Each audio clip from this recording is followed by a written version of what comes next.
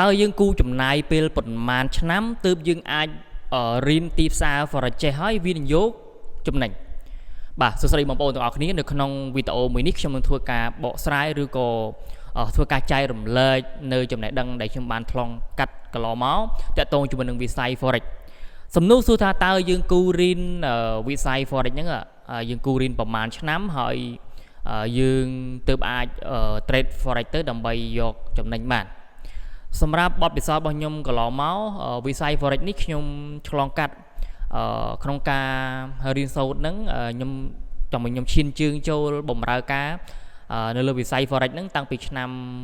2019បាទតែប៉ុន្តែខ្ញុំចូលតាំង2016តែខ្ញុំអត់រាប់ទេ2016យើងគ្រាន់តែដឹងបាទប៉ុន្តែ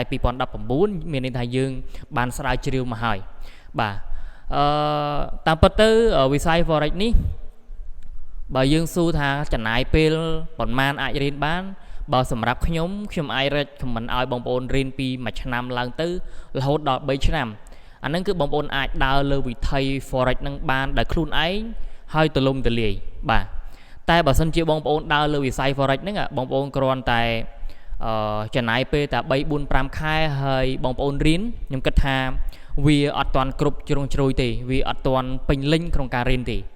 ហើយខ្ញុំឃើញបងប្អូនរបស់យើងមួយចំនួនពេលដែលគាត់ចាប់ផ្ដើមរៀន forex មានន័យថាគាត់គិតគោលដៅដ៏ធំរបស់គាត់មួយហើយដែលគាត់គិតដំបូងគេគឺលុយមានន័យថាគាត់ចង់បានចំណេញគាត់ចង់យកអាការរៀនរបស់គាត់ទៅលើវិស័យ forex ហ្នឹងយកមកដោះស្រាយជីវភាពគ្រួសារបាទអញ្ចឹងហើយអ្វីដែលខ្ញុំចង់ suggestion ឲ្យបងប្អូនឬក៏លើកទឹកចិត្តឲ្យបងប្អូនណាអ្វីដែលបងប្អូនត្រូវធ្វើដំបូងគេបងប្អូនត្រូវសន្សំចំណេះដឹងសិនបាទចំណេះដឹងហ្នឹងបងប្អូនសន្សំប្រហែលឆ្នាំចាប់ពី1ឆ្នាំឡើងទៅបងប្អូនចេះមើលលំហូរផ្សារចេះវិភាគចេះថាគូចូលមិនគូចូលអាហ្នឹង1ឆ្នាំទៅ3ឆ្នាំបងប្អូនអាចធ្វើបានហើយតែបើសិនជាបងប្អូនចំណាយពេលតិចបងប្អូនចូលទៅខាតបងប្អូននឹងបោះបង់ហើយបាទអញ្ចឹងអ្វីដែល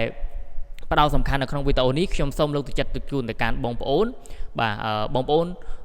ចំណាយពេលរៀនសិនទៅកុំគិតតែទៅលើប្រយោជន៍ពេកធ្វើឲ្យបាត់នៅអារម្មណ៍របស់យើងដែលយើងផ្ដោតទៅលើការរៀនណាហើយមួយទៀតបងប្អូនបាទគ្មានអ្នកណាគេមកជួយខ្លួនយើងក្រៅពីខ្លួនយើងទេបាទអត់មានថាអូខ្ញុំចង់ប្រឡូកវិស័យ forex ហ្នឹងប៉ុន្តែខ្ញុំអត់ចង់រៀនទេខ្ញុំចង់បានចំណេញសុទ្ធមកខ្ញុំឲ្យគេ trade ឲ្យឬមួយក៏ខ្ញុំចង់ឲ្យអ្នកផ្សេង trade ឲ្យដើម្បីយកតែចំណេញបាទនៅក្នុងប្រធានបទនេះយើងនឹងជួបគ្នានៅវីដេអូក្រោយពីប្រធានបទមួយនេះសម្រាប់បងប្អូនដែលមិនទាន់បាន follow TikTok និង subscribe channel YouTube បងប្អូនជួយ